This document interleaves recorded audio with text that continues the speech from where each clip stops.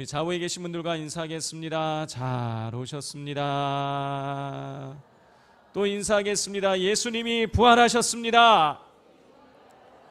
부활하셔서 당신과 함께하고 계십니다.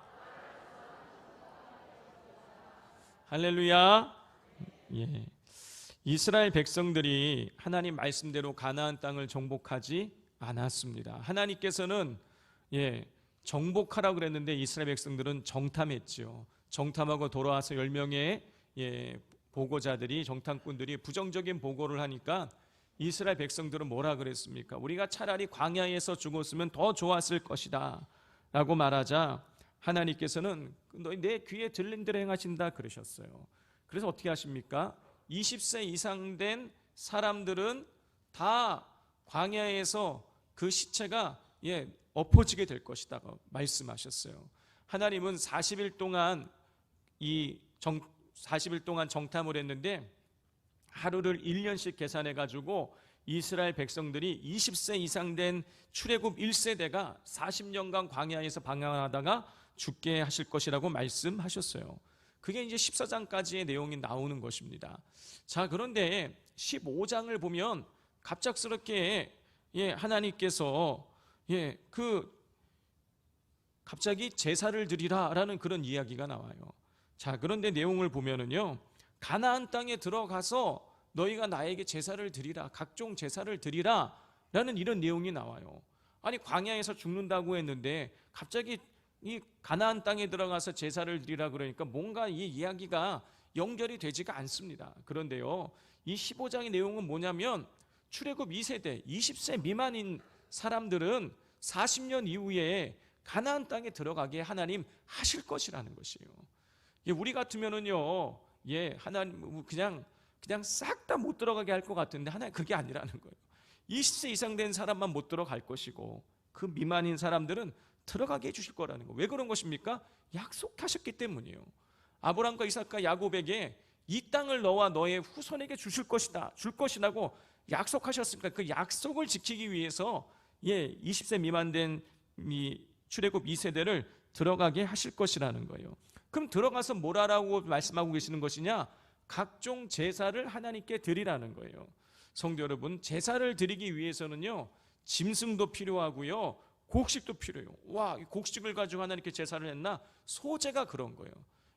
소제는요, 곡식을 아주 곱게 빻아가지고 하나님께 드리는 제사인 것이에요. 그러니까 하나님께서 지금 이스라엘 백성들에게 이 15장을 통해서 가나안 땅에 들어가서 나에게 각종 제사를 드리라는 얘기는 무슨 뜻이냐면, 너희가 가서 농사를 지으면 농사에서 풍성한 열매를 해줄 것이다. 짐승을 키울 거면 짐승이 새끼를 많이 낳아서 풍성하게 되게 할 거다. 그러니 그거 가지고 풍성한 곡식과 풍성한 짐승을 가지고 내게 제사를 드리라 하는 그런 말씀이신 거예요. 자, 그리고 나서 오늘 이 말씀 22절부터의 내용을 보면은요, 이 앞서 이야기하신 그 가나안 땅에 들어가서 드려야 할 제사를 온전하게 드리지 못했을 때, 하나님 말씀을 지키지 못했을 때 하나님께서 어떻게 하실, 그 일들을 어떻게 처리하실 것인가에 대한 규정이 나오는 것입니다. 하나님께서는요, 하나님 명령대로 행하지 못한 경우를 두 가지로 구분을 하셨어요. 첫 번째는 부지 중에 하나님 명령대로 하지 않은 경우와 또 한 가지는 고의로 하나님 명령대로 하지 않은 경우를 분류하여 말씀하고 계세요. 첫 번째로 부지 중에 죄를 범하였을 때, 자, 우리 24절을 같이 한번 읽겠습니다. 회중이 부지 중에 범죄하였거든 온 회중은 수송아지 한 마리를 여호와께 향기로운 화제로 드리고 규례대로 소제와 전제를 드리고 순념소 한 마리를 속죄제로 드릴 것이라. 자, 24절 맨 앞에 보면은 회중이라고 되어 있어요. 회중이 부지 중에 범죄하였거든.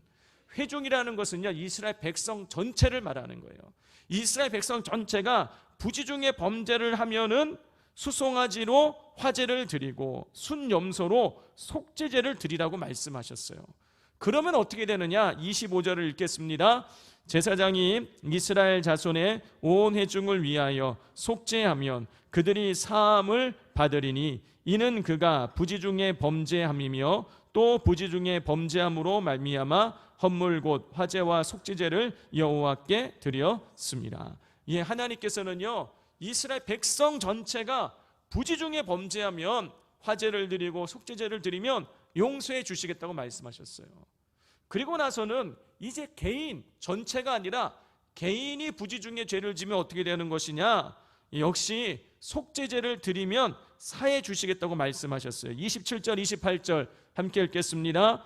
만일 한 사람이 부지 중에 범죄하면 1년 된 암소로 속죄제를 드릴 것이요 제사장은 그 부지 중에 범죄한 사람이 부지 중에 여호와 앞에 범죄한 죄를 위하여 속죄하여 그 죄를 속할지니 그리하면 사함을 얻으리라. 예, 하나님께서는요 이스라엘 백성 전체든 개인이든 부지 중에 죄를 지으면 죄를 짓고 하나님 앞에 속죄하면 다 용서해 주시겠다고 약속해 주셨어요. 그런데 오늘 본문을 보면 아주 한 가지 특이한 내용이 나옵니다. 그건 뭐냐면 이 타국인 이방인들도 죄를 짓고 나서 하나님 앞에 이 속죄제를 드리면 용서해 주시겠다라는 거예요. 우리 26절 말씀 함께 읽겠습니다. 이스라엘 자손의 온 회중과 그들 중에 거류하는 타국인도 사함을 받을 것은 온 백성이 부지 중에 범죄하였음이니라. 29절입니다. 이스라엘 자손 중 본토 소생이든지 그들 중에 거류하는 타국인이든지 누구든지 부지 중에 범죄한 자에 대한 법이 동일하거니와. 하나님께서는요 이방인이 죄를 짓던 타국인 이방인이 죄를 짓던 이스라엘 백성 회중이든 개인이든 법이 똑같다라는 거예요. 무슨 얘기입니까? 죄를 짓고 하나님 앞에 속죄하면 하나님이 다 용서해 주시겠다, 그런 말씀이신 거예요.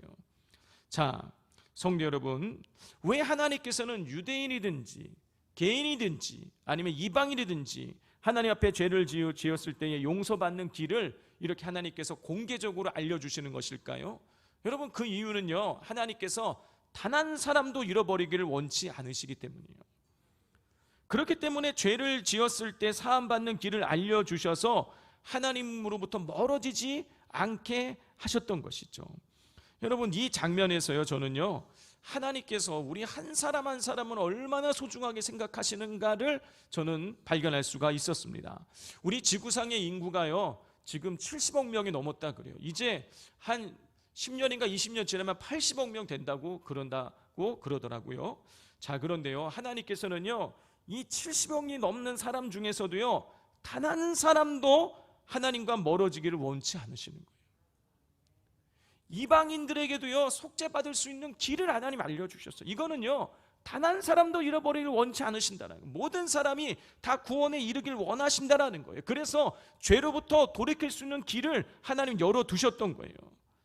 그런데요 하나님은 이렇게 우리 한 사람 한 사람을 소중하게 여기는데요 여러분, 우리는 그렇지 않아요.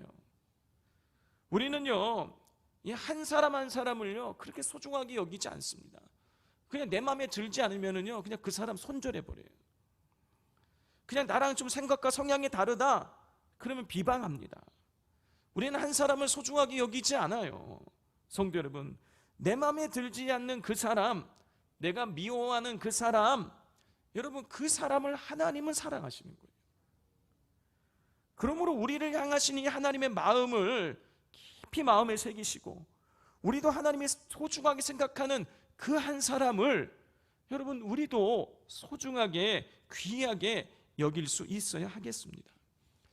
여러분, 그리고 또 한 가지 우리가 아주 귀하게 여겨야 될 존재가 또 한 가지가 있어요. 그게 누구냐면 바로 우리 자신입니다. 성도 여러분, 하나님이요 우리 자신을요 우리를 아주 귀하게 여기시는 거예요. 내가 보기에는요 내가 정말 보잘것없고 내가 여기저기서 받은 상처투성이고 나는 깨지고 실패한 인생일지 모르지만 하나님은 우리를 귀하게 여기신다는 거예요. 이사야서 43장 4절입니다. 내가 내 눈에 보배롭고 존귀하며 내가 너를 사랑하였은즉 내가 내 대신 사람을 내어 주며 백성들이 내 생명을 대신하리니. 이 말씀을 그냥 띄어놔 주십시오. 자, 내가 하나님이 너가 내 눈에 보기에 보배롭고 존귀하다라는 거예요.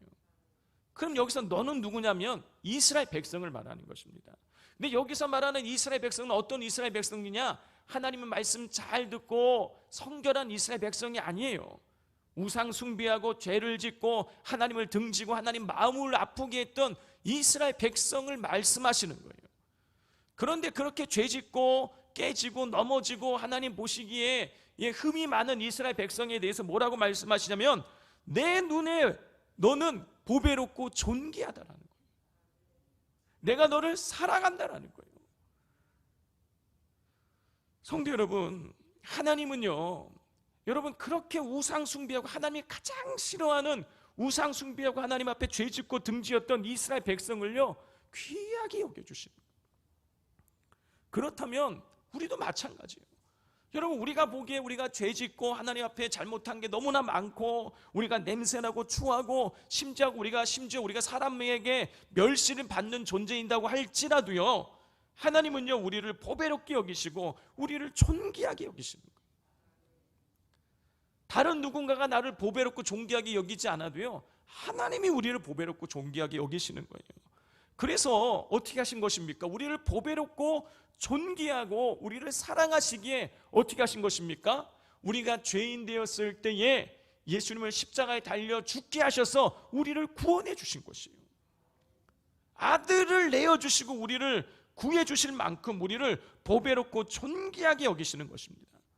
그러므로요 우리가요 세상적인 기준으로 봤을 때 우리가 못났을지라도요 하나님이 우리를 존귀하게 여기신다는 이 사실을 기억하시고 우리 스스로를 귀하게 여기시고 존중해 주실 수 있기를 바랍니다. 자, 우리 옆에 사람에게 인사하겠습니다. 하나님이 당신을 사랑하십니다. 당신은 하나님께 보배롭고 존귀한 사람입니다. 또 이렇게 자기 자신에게 하겠습니다. 나는 괜찮은 사람이다. 우린 괜찮은 사람이에요. 조금 흠이 있어도요 하나님이 우리를 사랑하신다는데 뭐가 문제입니까? 근데 괜찮은 사람이라는 거 잊지 마시고 우리 하나님을 더욱더 앙망하며 살아가실 수 있기를 바랍니다. 자, 하나님이 이렇게 우리를 사랑하세요. 그런데 우리는요 부지중에 하나님 앞에 죄를 지을 때가 있다라는 거예요. 여러분, 여기서 이 부지중에라는 말은요 눈으로부터 멀어져서라는 뜻을 가지고 있어요. 눈으로부터 멀어져서. 이게 무슨 뜻인가? 두 가지 측면에 생각해 볼 수 있는 거예요. 하나님의 눈으로부터 우리가 멀어졌을 때를 말하는 거예요. 하나님의 눈에서 우리가 멀어져 있으면 우리가 죄를 짓게 된다는 거예요. 자, 이거는요 우리가 아담과 하와를 보면 알 수 있어요. 아담과 하와가 죄를 짓고 나서 선악과를 따먹은 행동을 하고 나서 이렇게 행했습니다. 창세기 3장 8절이에요. 그들이 그날 바람이 불 때 동산에 거니시는 여호와 하나님의 소리를 듣고 아담과 그의 아내가 여호와 하나님의 낯을 피하여 동산 나무 사이에 숨은지라 그랬어요. 죄를 짓고 나서요 아담과 하와가 어떻게 했느냐? 여호와의 낯을 피하여, 낯이 뭐예요? 얼굴이에요. 여호와의 얼굴을 피해서 동산 나무 가지 사이에 숨었대요. 이 얘기는 뭡니까? 아담과 하와가 하나님으로부터 멀어졌다 그런 뜻입니다. 아담과 하와가 죄를 짓고 나서 하나님으로부터 하나님의 얼굴을 피해서 하나님을 피해서 숨었다는 얘기는 뭐냐면 여러분, 죄가 하나님과 인간 사이를 갈라놓는다는 그런 뜻인 동시에 여러분, 하나님으로부터 멀어지게 되면 죄를 짓게 된다 그런 뜻인 거예요.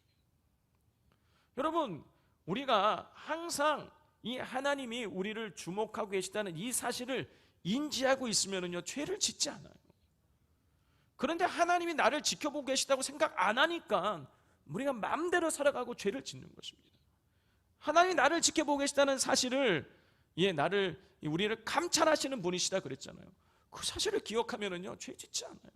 그런데 하나님으로부터 멀어지면은요, 하나님을 피해 다니면은요 죄짓게 되는 거예요. 여러분, 또 이것을 요나를 통해서 확인할 수가 있어요.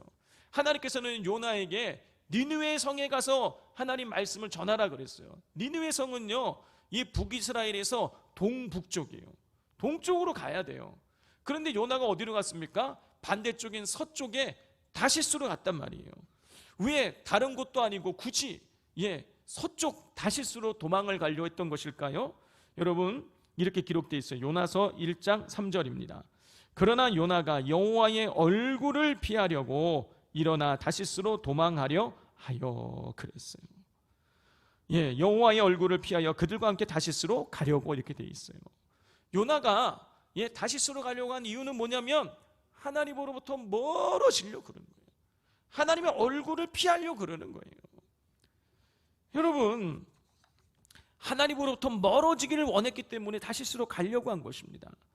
요나가 이런 생각을 한 것은 그 당시 사람들의 이 세계관이 있기 때문이에요. 그 당시 사람들은요, 이 신, 자기들이 믿는 신은 이 지역의 땅에 국한된 신이라고 여겼어요. 그래서 내가 있는 이 땅을 내가 벗어나게 되면 이 신이 나에게 영향력을 미치지 못한다라고 생각했다라는 거예요. 예전에, 지금은 안 그렇지만 초창기에 우리 휴대폰 개통했을 때 어땠습니까? 지하 들어가면 이게 휴대폰이 안 터졌잖아요. 전파가 안 잡혀가지고. 똑같은 거예요. 사람들 생각에는요, 어떤 특정 지역을 벗어나게 되면 그 신의 영향력이 미치지 않는다고 생각을 한 것이에요. 근데 요나 생각에는 내가 저 세상 끝으로, 그 당시 사람들이 생각했던 저 다시스로 도망을 가게 되면 하나님이 나에게 영향력을 미치지 못한다라고 생각을 했던 것이죠. 그래서 멀리 도망가려 한 것이에요. 자, 그런데 하나님께서 어떻게 하십니까? 풍랑 일으켜갖고 다시 다시스로 보내세요. 이 요나를 통해서 우리는 뭘 할 수 있는 것입니까? 여러분, 하나님으로부터 멀어지려고 하면 그것 자체가 곧 죄인 거예요.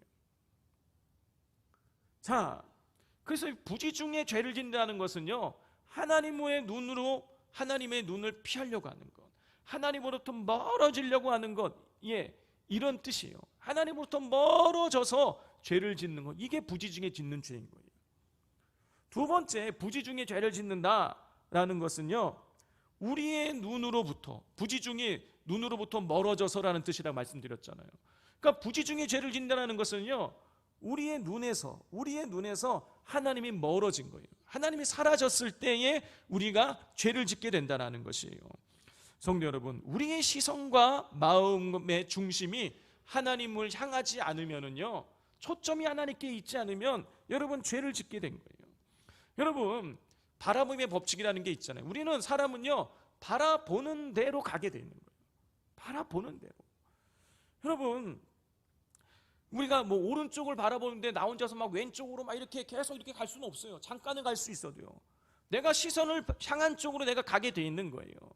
자, 따라서 우리가 하나님을 바라보면 하나님을 향해 나아가게 되지만, 우리가 하나님이 아니라 다른 것을 바라보게 되면 여러분, 우리가 엉뚱하게 살아가면서 죄를 짓게 되는 것이죠.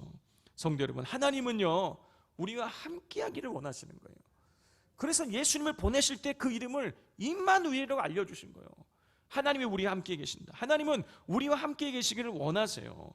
그러므로 날마다 우리와 함께 계시기를 원하시는 그 하나님의 마음을 헤아리면서 우리도 우리의 마음의 중심을, 우리의 시선을 하나님께 향해서 하나님과 동행하는 우리가 삶을 살아갈 수 있어야 하겠습니다. 자, 부지 중에 죄를 지으면 하나님은 용서해 주시겠다고, 속죄죄를 드리면 용서해 주시겠다고 약속해 주셨어요. 자, 그러면 부지 중이 아니라 고의로 죄를 짓게 되면 어떻게 되는 것일까요? 우리 30절과 31절을 같이 읽겠습니다. 본토인이든지 타국인이든지 고의로 무엇을 범하면 누구나 여호와를 비방하는 자니 그의 백성 중에서 끊어질 것이라. 그런 사람은 여호와의 말씀을 멸시하고 그의 명령을 파괴하였은즉 그의 죄악이 자기에게로 돌아가서 온전히 끊어지리라. 하나님께서는요, 고의로 무엇을 범하면, 고의로 죄를 지으면서 여호와를 비방하고 멸시하고 하나님의 명령을 파괴하게 되면 그의 죄가 그에게로 돌아가게 하신다고 말씀하여 주셨어요. 죄를 사함받을 길을 하나님 주시지 않은 것이에요. 자, 그러면 고의로 죄를 짓는다는 것은 뭘 의미하는 것입니까? 죄가 죄인 줄 알면서 죄를 짓는 것이죠. 자, 따라서 이게 하나님 앞에 죄인 줄 아는데 죄를 짓는다는 얘기는 무슨 뜻이에요? 하나님을 무시한다는 뜻인 거예요. 하나님 말씀을 멸시한다는 뜻인 거예요. 자, 그러면 내가 하나님의 뜻을 무시하고 하나님의 말씀을 멸시한다는 얘기는 무슨 뜻이에요? 내가 교만하다, 그런 뜻인 거예요. 교만해서 하나님을 무시하고 멸시하면서 고의로 죄를 짓게 되면 하나님 용서해 주지 않으신다는 거예요. 성도님, 이건 진짜 무서운 일인 것입니다. 여러분, 그러므로 우리가 우리 마음에 교만을 내려놔야 돼요. 이게 내가 교만해서 죄를 짓게 되면 하나님 용서해 주지 않으신다는 거예요. 그런데 그럼에도 불구하고 우리는 고의로 죄를 지을 때가 있어요. 이렇게 하면 하나님 앞에서 죄를 짓는 것인데, 이렇게 하면 하나님의 뜻을 어기는 것인 줄 알면서도 우리는 하나님 앞에 죄를 지을 때가 있습니다. 눈앞에 작은 이익을 위해서 너무나도 쉽게 하나님의 뜻을 범해요. 내가 미워하는 감정에 이끌려서 특정 사람을 미워하기도 하고요. 때로는 상대방이 나에게 아무런 잘못을 하지 않았는데 그냥 나 혼자서 그 사람을 시기 질투해서 상대방을 미워하고 상대방을 원수 만들 때가 있어요. 그런데 그렇게 내가 누군가를 미워하고 시기 질투하고 이렇게 하면 하나님이 원치 않는 일 행동을 한다는 사실을 알면서도 하는 그 순간 우리는 알고 있어요. 내 이웃을 내 몸과 같이 사랑하라. 항상 기뻐하라. 쉬지 말고 기도하라. 범사에 감사하라.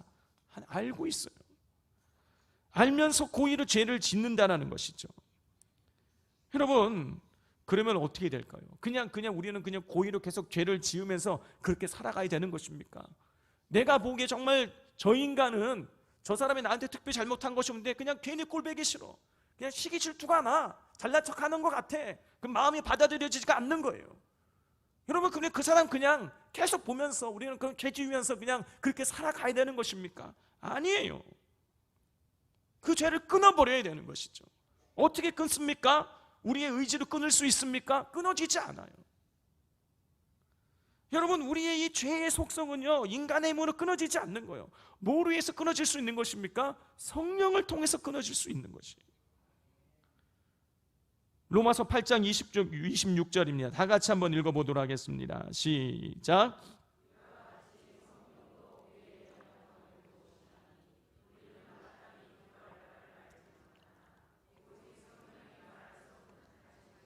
우리를 위하여 친히 간구하시느니라. 예, 성령도 우리의 뭘 도우신다고요? 연약함을 도우신다는 거예요. 성령님은요, 우리의 연약함을 도우세요. 우리 연약한 마음, 낙심하고 좌절하고 근심하고 염려하고 시기하고 질투하고 누군가를 미워하고 제가 죄인 줄 알면서도 내 눈앞에 있는 작은 이익을 위해서 쉽게 거짓말을 하는, 여러분, 이 우리의 이 연약함을 우리는 해결할 수 없지만 성령님은 도와주셔서 그걸 이길 수 있게 해주신다라는 것이죠. 그러므로 나의 힘으로 제어되지 않는 이 모난 마음과 죄의 속성이 성령에 의해서 다스림 받아서 성령의 도우심 속에서 온전하게 되어질 수 있도록 우리는 끊임없이 성령님을 의지하고 기도해야 되는 것입니다. 누군가를 미워하고 시기하고 질투하는 마음이 드시는 분들이 계시다면, 또 자연스럽게 죄의 유혹에 너무나 쉽게 넘어가고 쉽게 거짓말하고 넘어가는 분들이 계시다면 성령께서 내 마음을 다스려 주셔서 이런저런 저의 죄악된 마음을 바꾸어 달라고, 내 마음을 바꾸시고 내 생각을 바꾸시고 내 의지를 바꿔 달라고 하나님 앞에 기도하실 수 있기를 바랍니다. 자, 32절부터는요 안식일과 관련된 법이 나옵니다. 성도 여러분, 하나님께서는요 출애굽기 20장, 31장 그리고 레위기 23장에서 안식일법을 이미 말씀해 주셨어요. 자, 그 안식일에 하나님 가르쳐주신 안식일법의 핵심은 뭐냐면 안식일을 기억해서 거룩하게 지키라는 것이었어요. 자, 이 사실을 모세를 통해서 벌써 몇 차례에 걸쳐서 이스라엘 백성들이 하나님 선포해 주셨어요. 그 이스라엘 백성들이 안식일을 거룩하게 지켜야 된다는 사실을 다 알고 있었어요. 그런데 오늘 본문 32절을 보면 안식일에 나무하는 사람, 즉 안식일을 거룩하게 지키지 못하는 사람이 발견되었던 것이에요. 자, 그러면 안식일을 거룩하게 지켜야 된다는 사실을 알고 있는데 안식일에 나무를 해서 안식일을 거룩하게 지키지 않은 사람이라면 여러분, 이제는 부지 중에 지은 죄인 것입니까? 아니면 고의로 지은 것입니까? 고의로 지은 것이죠. 고의로 죄를 범한 것이에요. 자, 31절을 보면 하나님께서는요, 고의로 죄를 범한 사람은 그 죄악이 자기 자신에게 돌아간다고 말씀하셨어요. 이 얘기는 무슨 뜻이냐면 용서해 주지 않으시겠다, 그런 뜻인 거예요. 자, 그래서 하나님께서 이 안식일에 죄를 범한 사람을 하나 용서하지 않으십니다. 우리 35절 함께 읽겠습니다.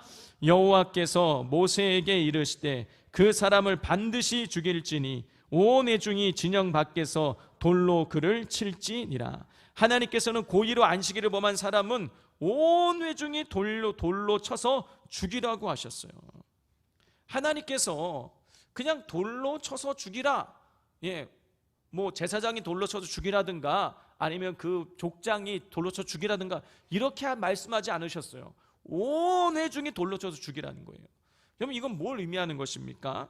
온 회중이 돌로 쳐서 그 사람을 죽이면서 나도 죄를 지면 이렇게 되는구나 라는 것을, 하나님의 법을 어기는 것을 심각한 죄로 받아들이라고 하나님 그렇게 요구하고 계시는 것이에요.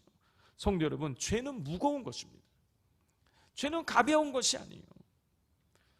자, 그런데 여러분, 또 그렇게 죄는 무겁고 가벼운 것이 아니에요. 무거운 것이 중한 것이에요. 죄에 대한 형벌이 따르는 것이에요. 그러므로 내가 이런 죄를 짓는 것은 나는 이런 죄를 지을 수밖에 없어라고 합리화해서는 안 된다는 것입니다.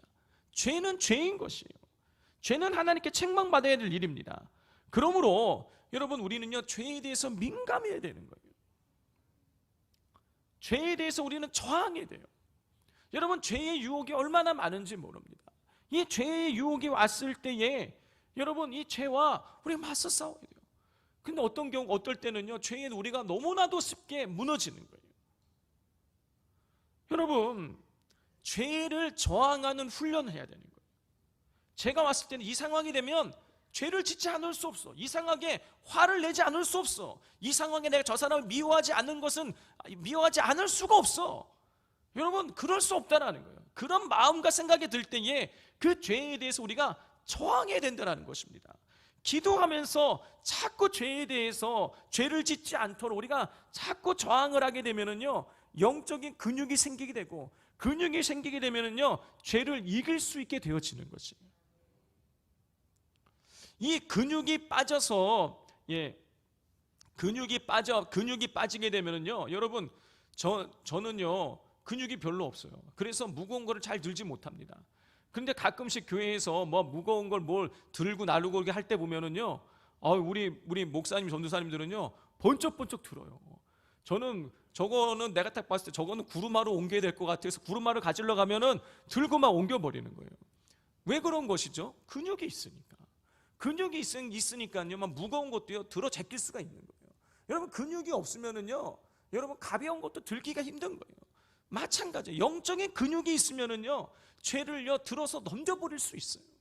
근데 영적인 근육이 없으면은요, 여러분 죄를요 옮겨낼 수가 없는, 이길 수가 없는 거예요. 여러분, 그런데요, 근육이 어떻게 생기는 것입니까? 뭐 가만히 있으면 생겨나는 것입니까? 아니죠. 자꾸 훈련해야 되는 거예요.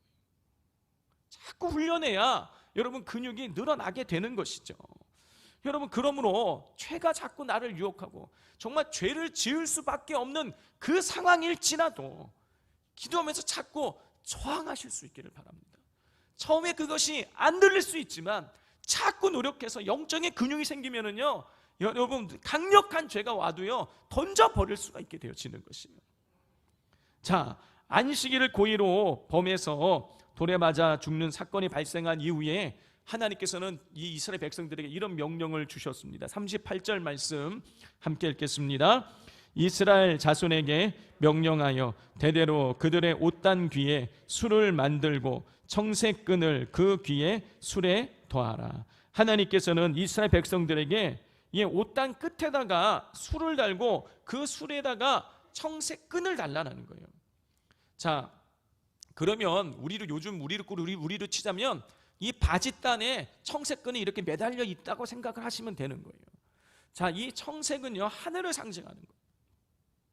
그러니까 이 청색끈을 달고 있으라는 얘기는요, 하나님의 말씀, 하나님의 계명이 하늘로부터 온 것임을 기억하라, 그런 뜻인 거예요. 이스라엘 백성들은요, 매일 옷을 입을 때마다 그 청색끈이 흔들리는 것을 보게 될 거예요. 그걸 볼 때마다, 그렇지, 하나님께서 우리에게 계명을 주셨지, 우리가 받은 계명은 하늘로부터 온 것이지, 이걸 기억하게 해서 죄를 짓지 않도록 하나님 그걸 예방하시고자 청색끈을 달라고 말씀하셨던 것입니다. 성도 여러분, 하나님께서는요, 우리에게 여러 가지 말씀을 주셨어요. 계명을 주셨어요. 여러분, 그런데 이 계명을 우리가 기억하지 못하면 죄를 짓는 거예요. 기억해야 되는 거예요. 우리가 기억하지 않으면요, 이가 죄인지도 몰라요. 하나님의 뜻이, 하나님 원하시는 삶이 무엇인지도 몰라요. 말씀을 읽고 기억할 때에 우리가 하나님 말씀대로 살아갈 수 있게 되어지는 것입니다. 그러므로 날마다 말씀을 마음에 새기시고 그 말씀대로 살아가셔서 하나님이 기뻐하시는 삶을 살아가실 수 있기를 바랍니다.